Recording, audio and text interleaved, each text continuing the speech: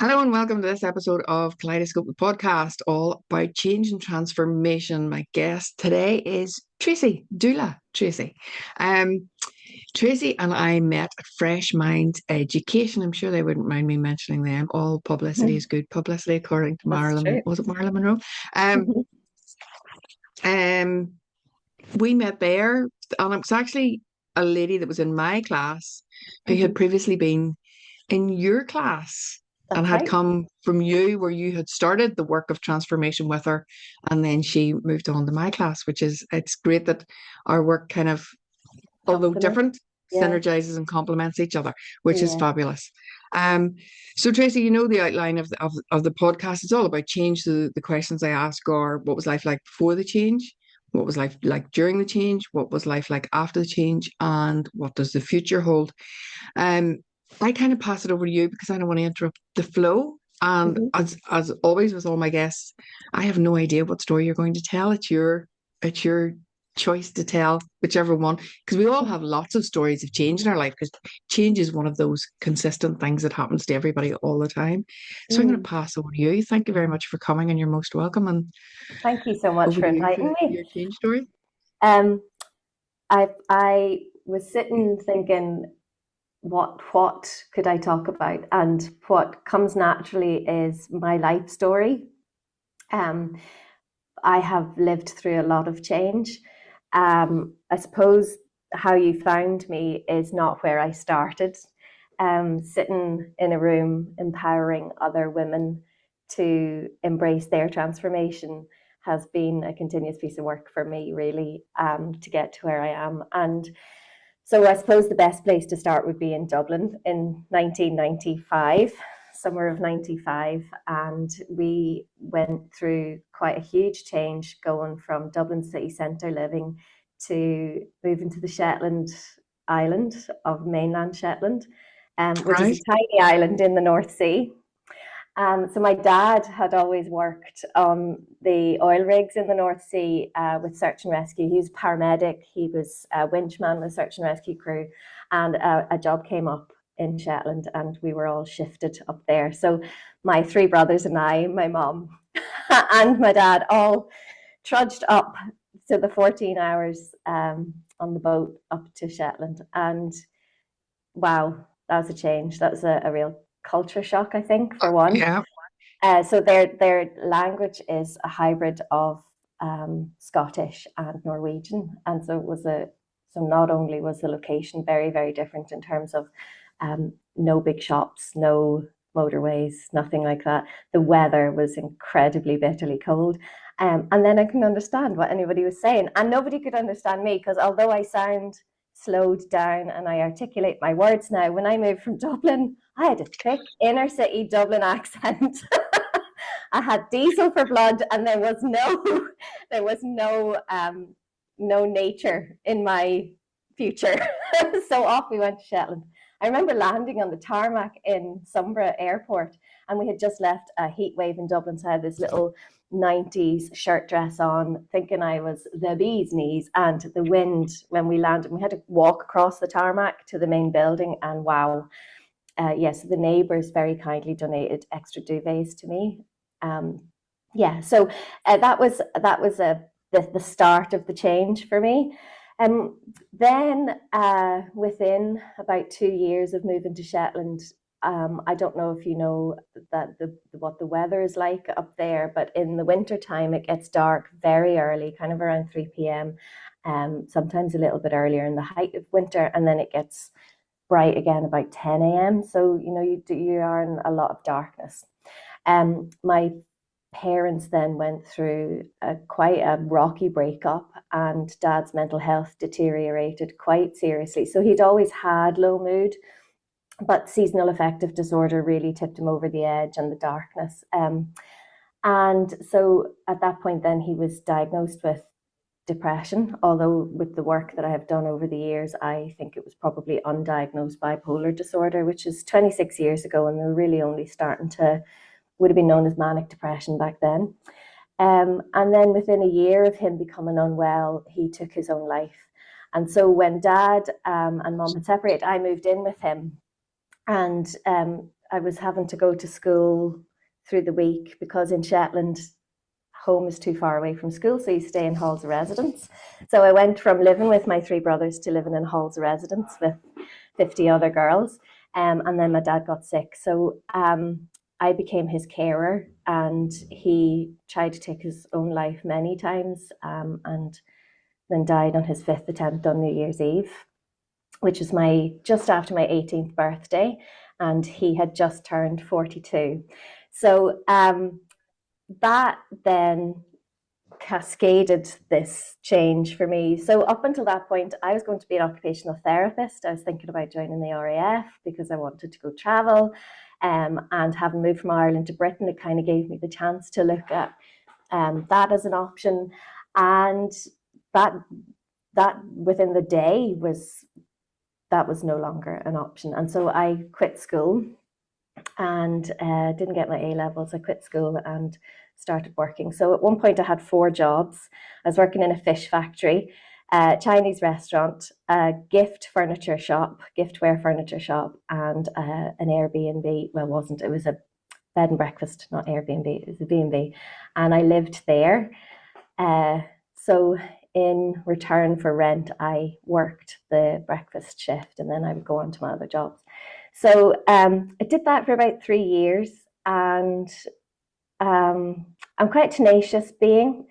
So I thought, well, I could either keep doing this and working myself into the ground. And actually, by that stage, I had turned to alcohol and drug use and other risk-taking behaviours that were not healthy for me or for the people involved. My relationships were not healthy. I didn't see my mum at this stage. My brothers were scattered to the wind, and so I was very much alone. But in amongst all of that chaos, I was volunteering with young adults who had mental health disorders and were bereaved like me. And so there was always that interest in mental health and why it affected people in some ways and didn't affect others in other ways. And I was fascinated by how Dad's passing had affected me and my brothers very, very differently. With one of my brothers, it affected him, and still to this day affects him quite seriously with his mental health, whereas I kind of took a different tack. And so I was always fascinated by that. And so I did a lot of volunteering in Shetland in amongst the drinking and the working and the doing all of that. And then one day I was sitting on the beach. I love to wild swim. I've always wild swam since I moved to Shetland. Really very little choice, Valerie. There's very little else up to do up there. So I was having a swim, which is where a lot of my change happens. Actually, my mental change happens in the water, like a rebirth every time. And I thought, what do I actually want to do? I don't want to do this anymore. I think I'm going to start saving to go to university. So I worked really relentlessly, came off the drink, came off all of the other stuff, and really relentlessly worked to save to put myself through university. Had decided I wanted to be a primary school teacher and got accepted to Edinburgh University to do that. So before I could get an acceptance, I had to go back to school essentially and get my A levels. We call them hires in Scotland. So I got an A and 3 Bs in English and maths and biology and things. So I really worked my tail off for that and got accepted. And then 2 weeks before I went to Edinburgh University to become a teacher, I thought, I don't actually want to be a primary school teacher. So I applied to another university for public relations and media with a French language element. I thought, I quite like people. And so within that degree, we got to choose whether we would do crisis management for corporate organizations, so like the likes of oil spills and things like that, or community and charity voluntary sector. And I remember my younger brother saying to me, if you go with the charity voluntary sector, you'll never be rich. And I said, yes, but Jonathan, I will have moral fibre. So that is the route I took, and I've never looked back. So then I graduated just before I graduated, I met the absolute love of my life, Peter. I feel quite tearful when I talk about him. I was a very broken woman when I met that man, and he is a gentle 6'3" giant ball of loveliness. And he hugged me back to just back whole. He created a whole me again through love. I had felt very lonely. I didn't realize I was lonely. Oh my goodness, I'm actually crying talking about him. That's funny, isn't it? So we're together 20 years this year, actually, and I still feel gooey when I talk. I still cry, clearly, still quite like him. He helped to change. He helped me to transform into something I kind of always knew was there. I knew I was resilient. I knew I was a tough cookie. I knew that I could handle stuff, but I didn't know that I could also cry and still be strong. And I cried a lot with that man. There's a lot of our first few years where I sat in his lap like a child and was held by him and cried a lot. And that was transformative for me because I had always had to be the strong one as a child, I felt. And then as a teenager and in my 20s, it was about, I have to get this goal achieved because this is how I'm going to be successful. And this is how I'm going to get out of being poor. And this is how I'm going to fix the drinking. And yet, actually, it was the breaking and the vulnerability that is what fixed me and helped me to heal. And I never say I'm healed because I will never be fully healed. No human can be. But I'm certainly healing. And I feel that has come through my work and through the connections that I make within the communities that I live in. So I graduated, moved to Northern Ireland in 2006 under the premise that we would be living here for 1 year and we would save up and go travel. And then Peter took over the family business. And here we are 17 years later, living in Northern Ireland. It took me a long time, Valerie, to settle in Northern Ireland. I thought maybe I was a city living girl. And I went back to feeling quite lonely again. I was working within Belfast, but living in Antrim. Got a job here, working with the Family Planning Association and working with the Choices Project with young women aged 5 to 25, talking about sexual health, personal development, well-being.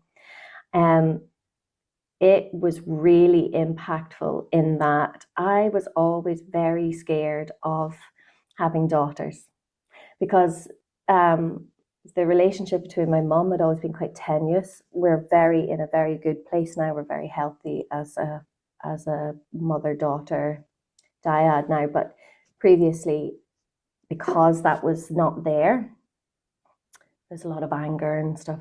I was really terrified about having daughters. And actually that work within the Family Planning Association with specifically just young girls, young women, women my age, older women, talking about change and their body transforming. That was another healing experience for me. And I thought, I think women's work is really what I want to be doing. That charity then lost funding for those posts. RSE wasn't high on the agenda. Relationship and sexual education wasn't high on the agenda here at the time. So I applied for the Coalition on Sexual Orientation, which was an organisation that supported the LGBTQIA community within Northern Ireland. And the Office of the First Minister and Deputy First Minister donated or funded £250,000 to the sector. And I was the first paid employee to be helped to disseminate that money throughout the community. That was the best job because I got to see every aspect of the communities of our beautiful country that we live in. Because there are gay people everywhere, right? And everywhere. And so I was working within every sector of Northern Ireland and some were still too nervous to come out, some were still hidden, some were very openly, comfortably gay and living that way, and living their lives. So it was great. I loved that job. That gave me a confidence in my ability. I started to walk taller, started to believe that I could actually maybe do this, and that I wasn't having to strive so much anymore, that it came quite naturally to me. And then I got pregnant with my daughter, Maisie. No, I didn't. I got pregnant with my first baby that I lost through miscarriage. And then I got pregnant with my daughter, Maisie. And that was a huge period of time. So the first loss was really, I think I'd gone into it quite naively. I'd been brought up believing that you could get pregnant really easily and that it would happen, and don't have sex or you'll get pregnant. And I was like, okay, well, if I do this, then I will get pregnant. And actually it didn't work like that. And I think there's this lack of information for young women, not just about, their menstrual cycle, but about matrescence. We don't speak about the brain changing during motherhood. We talk about adolescence, but we don't actually talk about matrescence, and we don't talk about menopause and how that's going to affect us either. We're way down the list, which is what is driving me. Anyway, so I had Maisie after the miscarriage that I hadn't really processed. And there wasn't much of a community for me here. Pete's family are wonderful, but they are engaged in other caring for other family members. And I felt very, very isolated. I didn't really have many friends here. I became quite resentful that all my friends were in Scotland. And I went through a very angry stage, but it actually was postnatal depression that I didn't realize I had. So I don't know about others, but having lived with parents with poor mental health, with siblings with poor mental health, having volunteered for 20 plus years and worked with mental health for, by that stage, 15 years, I thought I was an expert in mental health. Not at all, not one bit. I think as a woman, I'm very good at looking outward. And I could tell you just by, if you were sitting next to me, I'd know if you were anxious, if you had a low mood, I can tell just by looking at your breathing what's going on with you. Not so much with myself, no. So, about 10 months postnatal, I went back to a different job, Aware NI, who I am still with. So 11 years later, I love that charity. That charity does not get enough recognition for the work that they do with people with depression, bipolar disorder, and anxiety. And I started being a sessional trainer for them. And so they had developed this parent and baby program. And I'm sitting in this training session, and I'm saying to these women, now ladies, looking at the PowerPoint, if you're experiencing 5 or more of these symptoms, then you may, identify as having postnatal depression. So I'm clicking through them and I'm going, oh God, I've got that one, and I've got that one, and I've got that one, and I've got that one. And ding, ding, ding, ding, ding, ding. And actually it was a relief for me, Valerie, because I thought I was losing my mind. I thought, I am not good at being a mother. I had wanted to be a mum since I was probably about 21. I was now 34, and I was desperate to have this baby. I was desperate to be Maisie's mummy, and I always felt that I'd be quite natural because I was good with my brothers. And I thought there's a fault here, right? It's genetic, it's a fault. All of this has made me, when you have that belief that you are a broken person, I thought, okay, well, I'm broken, and that's how I'm not going to be able to break the cycles with this baby. This is just how it's going to be. And so when I saw these symptoms of PND, I thought, I'm not broken. There's something else. Isn't that good? I was relieved. Yeah, absolutely. Yeah. I wasn't well. I was not in a good place at all. And that was a really hard time for me. But once I kind of got that realization, and I went and spoke to the doctor, And then I went to Couch to 5K, and I had never run anywhere ever. Joined this Couch to 5K because I'd been teaching mental health, and I knew the stuff that would help with mental health. I took myself off to this Couch to 5K, and it was week 2 of Couch to 5K here in Antrim. And the cake in Clotworthy where you run up that hill thing? I got to the top. Yeah. And for the first time in the year since I'd had the baby, there was clarity. The fog had lifted. It was like I was seeing Antrim for the first time. It was like it was crystal clear. It was very strange for me. I came home to Pete, and he's like, well, how did that go? And I was like, oh, it was brilliant. I can't wait. I'm a runner. And he visibly went, I went, oh, thank goodness, Trace, because he had been really worried about me. And then I started to make friends. I started to make connections with other women.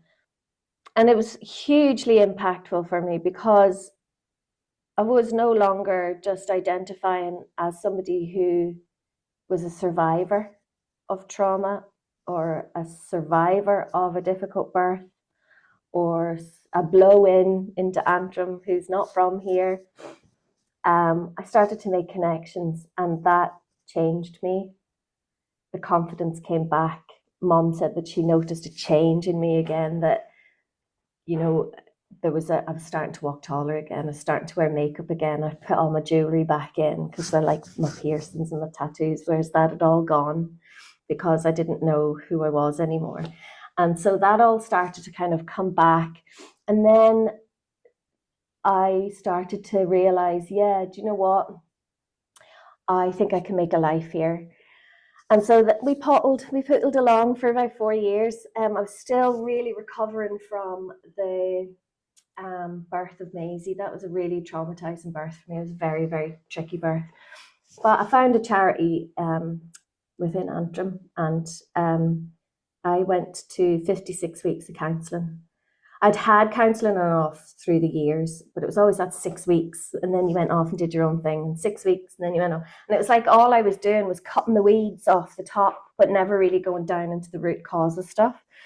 And so I went to this counselling here locally, and actually at the end of it I got a tattoo that reminds me that no is a whole sentence, and that which is a whole other story for another day, Valerie. When I've had gin, we can sit and talk about that.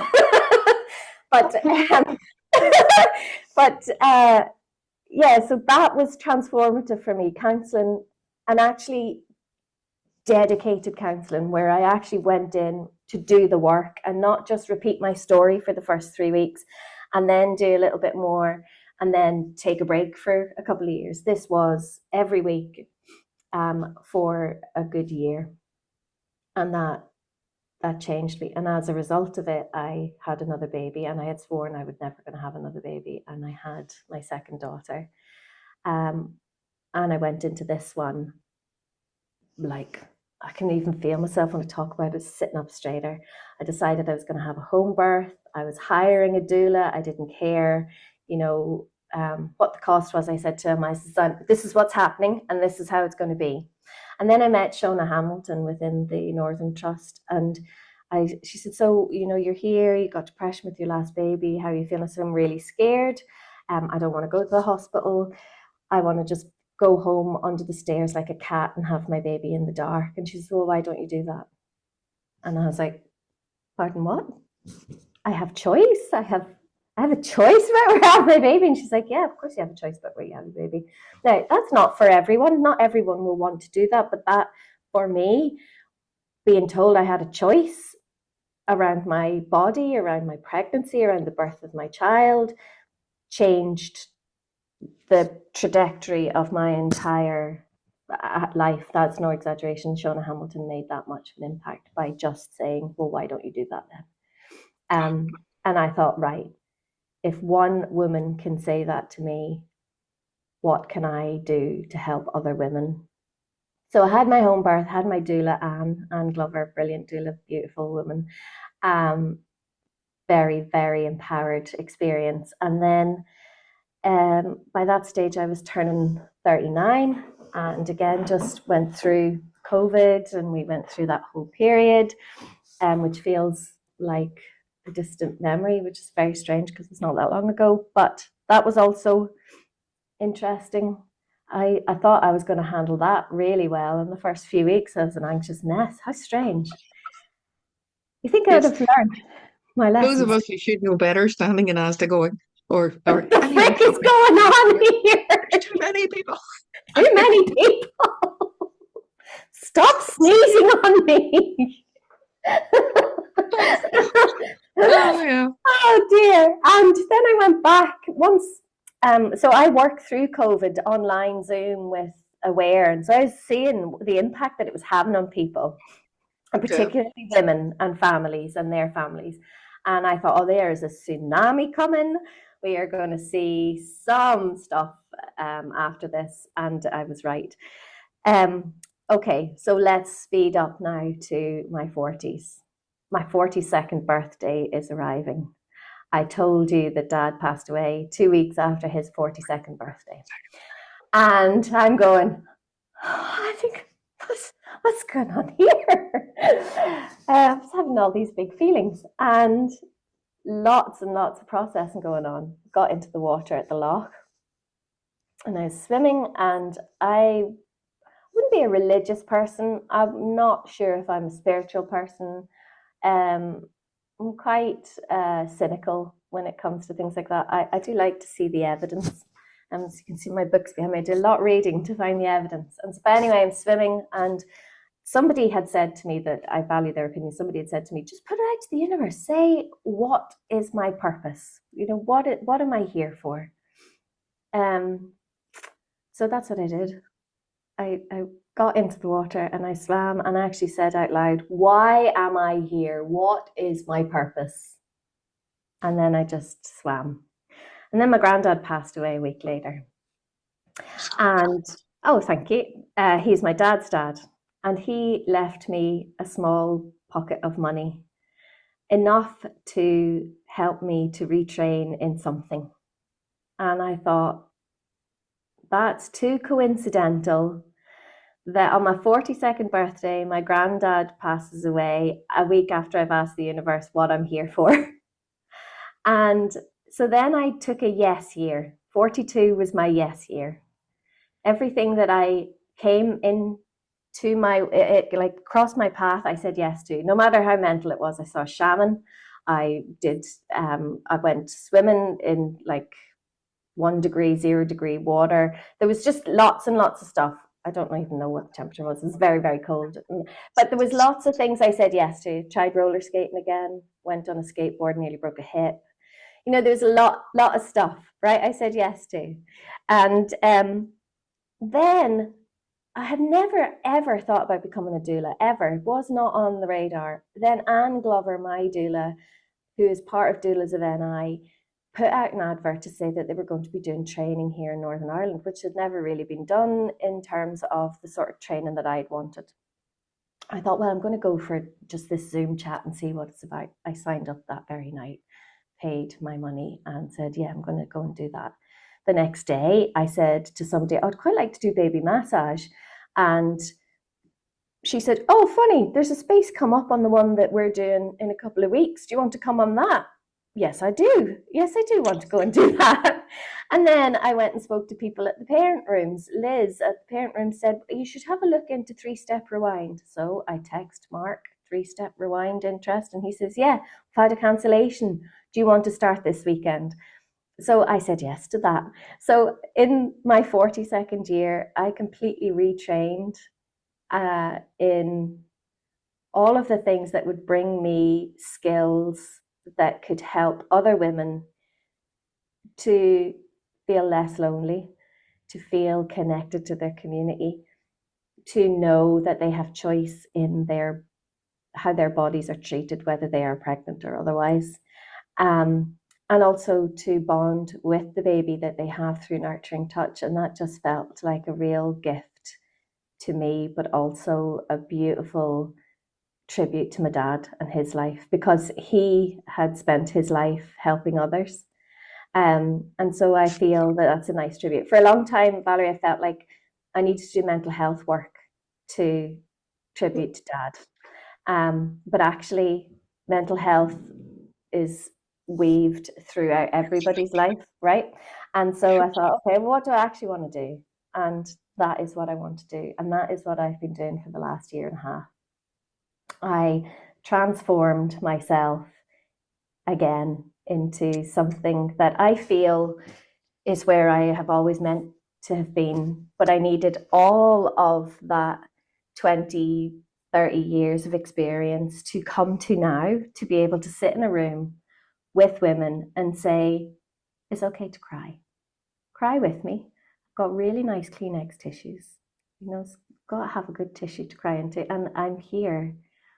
Whether I can fix things, I'm not here to fix it. Sometimes all you need to do is be in a room and say, here's the permission. And I hope that my baby massage sessions provide that. I know that my doula support provides that because the women that I have supported and their families have told me so. I've also seen these women come to me early in their pregnancy very nervous, and once that baby is born, they are tall, empowered mother trees, beautiful, strong women, who were always those people. They just needed the confidence to turn their own voices up. So that is the before, during, and after of my change.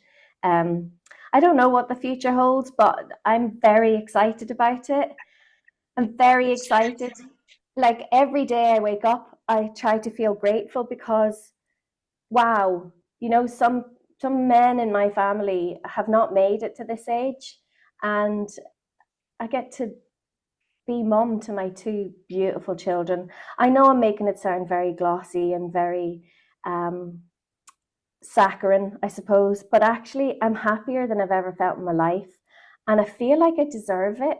I feel like I deserve this contented life that I have, whereas before I would never have felt that I didn't deserve goodness or kindness, and now I know I do. And I think that comes through me with the people that I meet, because I'm repeatedly told that they feel comfortable, very quickly feel comfortable with me. And I think that's because I'm comfortable with myself now. Yeah. So one bit, if you noticed, I was looking down at one bit when you were talking, and I wrote down a wee note: 3-step rewind. What would that be now? Okay, so it is specifically for birth trauma with the way that I deliver it. It's 3 sessions, and we go through association and the associated state and disassociated state. So if you imagine your desktop on your computer, okay, is your brain. And within your desktop, you have folders. And so you might have your tax folder, and you might have your invoices folder, and you might have, within your brain, you have your trauma folder, and you have your happy memories folder, and you have your other skills folder. So when you identify something as traumatic, what could be traumatic for you wouldn't necessarily be traumatic for me. So whatever we identify as trauma, we put into that folder, okay?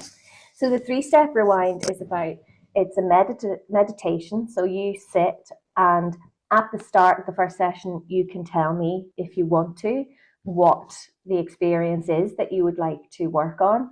You don't have to, though. That's the power of it. It's not counselling. So you sit quietly. I read a script to you. You imagine things, you fast forward. It's very like EMDR in terms of seeing the experience. You fast forward it, you rewind it, and then you go through it again. So it's about taking the colour out of it, okay? Yeah. The best thing about it is that you pick one traumatic event within that folder, it will cascade down into the other things that you've identified as traumatic. I don't know how it works. It is like magic, but it does work. I have delivered this to like tens of people. I've had it done on myself. It really does work. And I don't think they know how or why, but it does. And so it's based on rewind. Yeah. therapy, which is that's Yeah. exactly, but it was the three steps that threw me. I thought I've never heard of it as 3-step rewind. So yes, Yeah. it's rewind therapy. So it's very Yeah. much like the hypnotherapy, but what I would say from my readings, and I'm by no means a psychologist and psychiatrist, is that trauma lives in the body, Yes.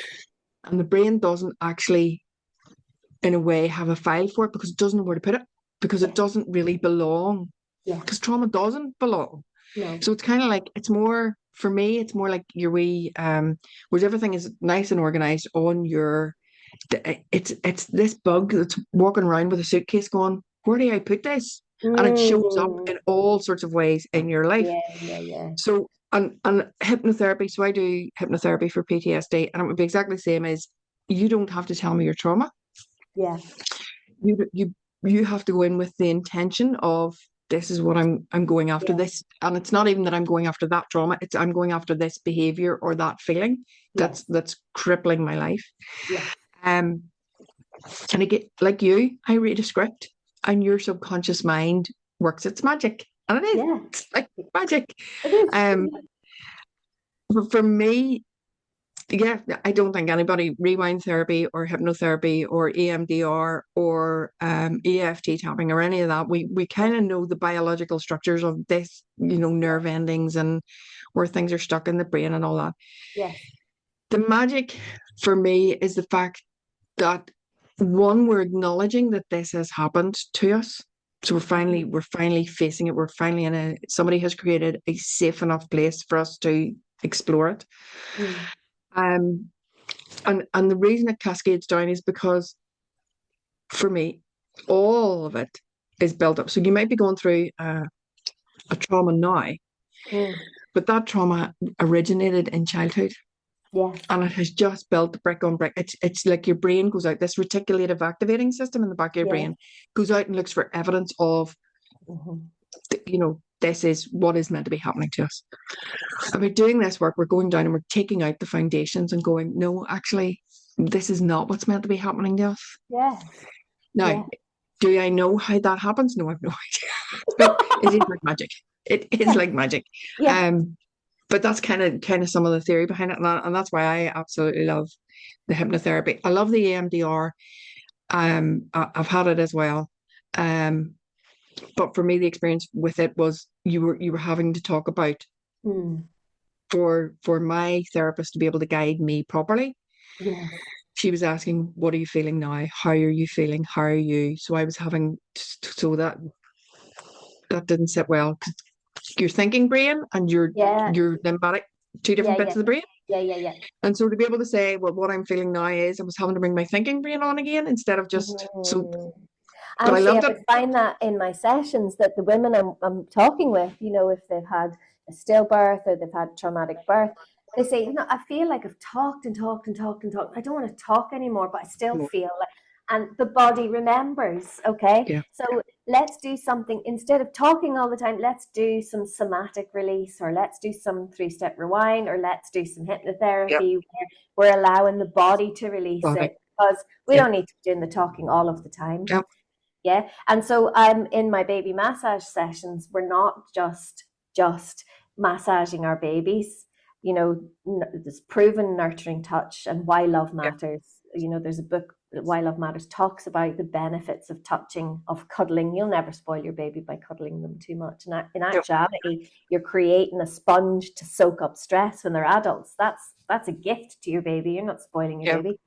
And so for the first hour of the massage sessions that I run, we are massaging our baby, we're bonding with baby. But then in the last half hour, we're going, well, what's going on for you? What's your mental health right now? And it's not a counseling session. You don't sit and tell me all about your past traumas. But we do say, well, this is what anxiety is feeling like, or this, I've got postnatal rage. I was never an angry person. What is that? Or, my lower back or my upper back and my neck are sore. And so then we might even speak about how to get fitted for a bra and how is your bra fitting you properly? Because if you've got this tension here all of the time, it's going to create a headache. You're going to be furrowing your brow.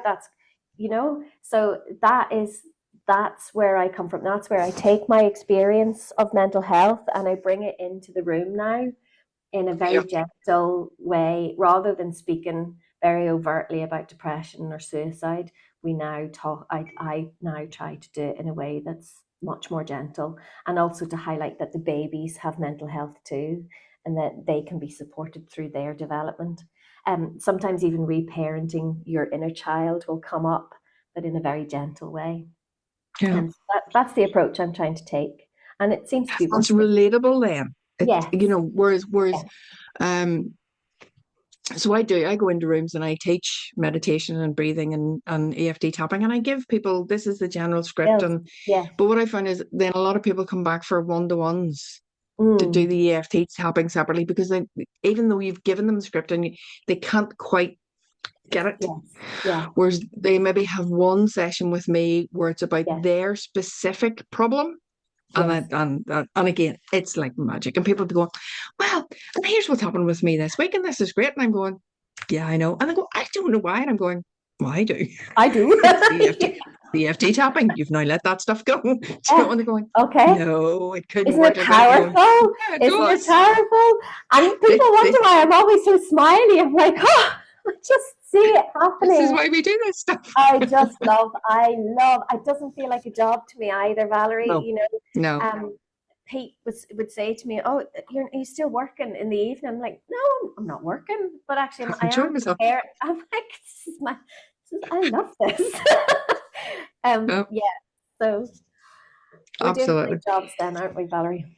Absolutely. No, Yeah. absolutely. And there'll always be, I kind of say it's one of those, um, I would love for the world to be so right that I could retire. Yeah. But that's not, we're here, we chose, I would be spiritualist. So I would, Okay. as far as I'm concerned, we chose to come to planet Earth to experience this stuff. Yeah. And so if you choose to experience it, it's going to have consequences. Yeah. And Yeah. therefore, people like you and I are there to help people Yeah. Yeah. with those consequences, which Yeah. Yeah. Yeah. does really does mess your mind up. And you need, if you, because we don't teach this stuff in school enough about how to. And again, even when we do teach this stuff, because I know I was taught it years and years and years ago, but I didn't really apply it every day the way I do now, because I didn't get it until I got really ill. I didn't, it's a bit like you don't understand how important breathing is until you're in such a panicked state that you cannot catch your breath. Yes. And then you kind of, then I got it. This is why I Yes. need to be doing my breath work every single day. Yes. Do you know? So yeah, but it's not work at all. So what's coming up for you? So is it just don't mean just, you're still out, you have baby massage classes in Antrim somewhere? Yes. So going back to Fresh Minds and Anya, Fresh Minds Education in Antrim have been able to secure 2 blocks of funding so that a block of funding, but for 2 blocks of massage. So I'm going to be able to give it to women for free in January and February. I know. Brilliant. Honestly, I'm so happy because up until now, Anya's been letting me use her heart space in Antrim for free, rent free, so that I can give 2 free spots to women who come. So my sessions are never more than 8.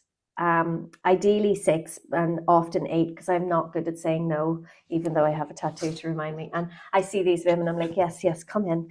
And so up until now, I've been able to give 2 free spots because that is where I'm coming from. This is not, it helps to make money so I can pay our bills. Absolutely. But it is not about the money for me. I know I'll never be wealthy in terms of monetary value. Yeah, but we are so wealthy in other ways, women, Tracy. Seeing these women come in and being a shadow of themselves, and then 6-12 weeks later leaving, walking a bit taller, having made friends, laughing and joking, and the baby is even starting to see a shift in mummy. That is all. That's payment for me. And so now that I'll be able to give 8 free spots for 12 weeks, just brings me joy. And so that's going to be happening in the new year, and I'll be advertising on my socials. I'm quite active on Instagram, so just hop over there for that. But I post it in Love Antrim and Baby Hub NI and things. I'm also delivering baby massage in Belfast. So I have a centre called the GAD Centre. They do GADD. They do lots of other holistic therapies as well. So I'm going to be doing the baby massage there. I'm working with Sure Start and Home Start. I deliver massage at the Home Start here in Antrim for free to women if they're part of Home Start. And we've been doing that in the baby bank the last couple of weeks. And I've been running mental health sessions with Sure Start and Larne.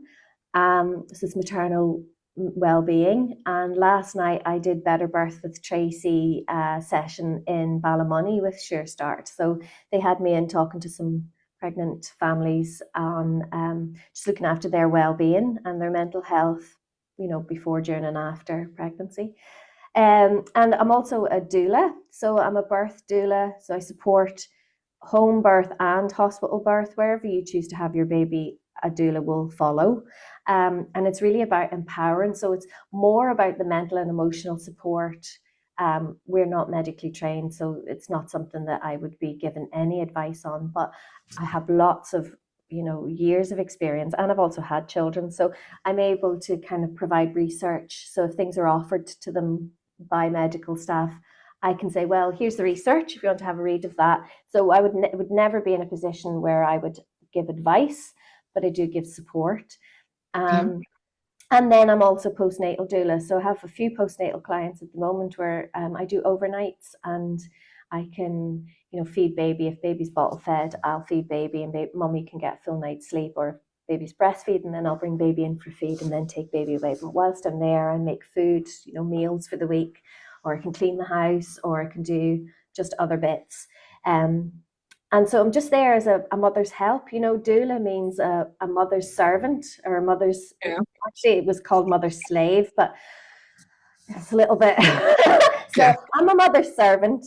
I want to walk alongside the family. And also, you know, some partners, whether they're male or female, if they're the birth partners, sometimes I can, you know, show them little techniques that will help to support the woman. So I don't come in as a doula and take over the birthing partner role. I actually support the partner to be the best birthing partner that they can be. So that's going to be the next kind of working towards that over the next year as well. So I do a lot of advertising online to promote all of the things that are coming up. 3-step rewind, mental health classes. But also when people hear the word birth, they assume that I am only working with pregnant people. I also work with people who are experiencing infertility or going through the adoption process. So I'm a holistic doula and very approachable in terms of, if you need support, I'll be there to help in whatever way I can. Yeah. I seen a reel on Facebook the other day about a doula who, when she'd been with a mother, the mother had said after the first birth, she'd ended up suffering more depression because she just couldn't get a shower. Yeah. She didn't have her village around her. You know, it takes a village, and it takes a village because we do get tired. We do need somebody to take the baby and feed them or rock them to sleep while we get some sleep. We absolutely need that.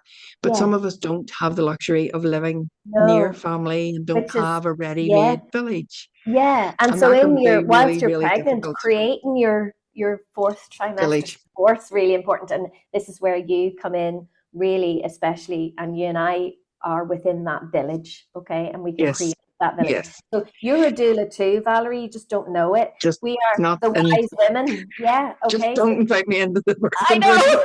Oh, do invite me in. I love it. The oxytocin. No, you can have my hand, but it'll be looking the other way. But what that doula had done, not uninvited, that's not the right terminology, but what she'd done was she'd just taken it upon herself after this birth that she went round at least once a week and bathed the mother. Didn't take the baby. No. Bathed the mother. Yeah, it's mothering the mother. That's what a doula does. Yeah. She mothered the mother, and she took her into the bathroom, and and you know, there's nothing nicer. Do you remember back to when you were sick? Hopefully your mother did it for you too, and you were really, really ill, and your mother put you in the bath, and you didn't have telephone shower heads and all that nonsense. You had a jug. And they just poured the jug of hot water over your back or yeah. over your head. And so when a Like, woman's there's in nothing. labor, I do that. I will pour warm water over them and fan So them. nice. And, you know, even sometimes just a hand massage when you're in labor can be Yeah. a beautiful gift to a woman. Yeah. Yeah, so honestly, Valerie, I'm so in love with where I'm at in life at the moment. I feel very grateful. Brilliant. Thank Brilliant. you so much for having me on.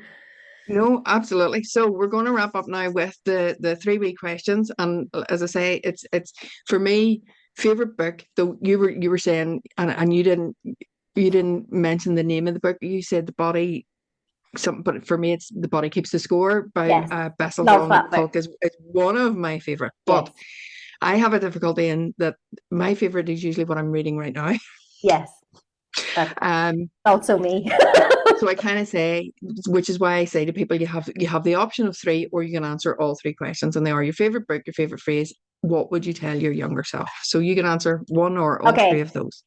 so I always put up my non-fiction books online, but I never actually share my fiction books. So I tend to read about a book a week. I'm a book fiend. I don't watch a lot of TV, so I tend to read a lot. I've just finished To Have and to Hold by Molly Millwood, PhD, and that blew my mind. I mean, I think everybody should read that before they have a baby. That's the non-fiction. The fiction are these 2. So one's an audiobook version. I've listened to this 4 times. It's called The Book Thief by Markus Zusak. And it's Nazi Germany, but it's from the perspective of death, the person, the Spirit. thing, the spirit, death. And he goes and he collects the spirits, and it's beautiful. It's beautiful. And I finally got my husband to listen to it after 10 years of insisting, and he loved it too. And then this is by Rohinton Mistry. It's A Fine Balance, and it's based in India. And it's when I showed my husband, he said, thick. It is a thick book, and the writing's very small, but it is the most beautiful book I've ever read. And so between that and The Book Thief, they're close contenders. The non-fiction, you know, like you, if it's the book I'm reading there and then, it's on the thing. My favorite quote is, my dad said it to me one time and I've held on to it. And actually it seems to be making a resurgence, but do you want to be a potato or an egg, is what he said to me. And I said, what are you talking about? And he says, well, when you're in hot water, do you want to become the potato or the egg? And I says, well, he says, well, the egg becomes hard in hot water and the potato becomes soft in hot water. So in the hot water of life, I try to choose potato and learn from it and find gratitude in every piece of experience that I've had, because I do believe that we're gifted these lessons and you can take either the potato or the egg from it. Yeah, So that's absolutely. Absolutely. Love that. And then to finish, what would I say to my younger self? And actually, I thought about this earlier and I had a little cry, Valerie. I was up in my bedroom the other day, and at the foot of my bed, my 5-year-old was colouring. My 9-year-old was sitting on the armchair beside me reading her book, and my husband was mindlessly scrolling on his phone, and I was reading my book. And I just had a moment where I felt safe. And so what I would say to younger me is, you will feel safe and you won't feel lonely in the future. Lovely. Thank you. Lovely. Tracy, thank you so much. Particularly, that was a very emotional. You have had such a roller coaster of a lifetime, and I wish it's one of those, when I hear some people's stories, I want to go back and I wish I was there to catch you at that point. But it is that thing of, you had to come through it to be where you are now. It is, is we want, in a way, we want to save our children from all these things, but we actually have to let them experience them, because that's what's going to make them who they are.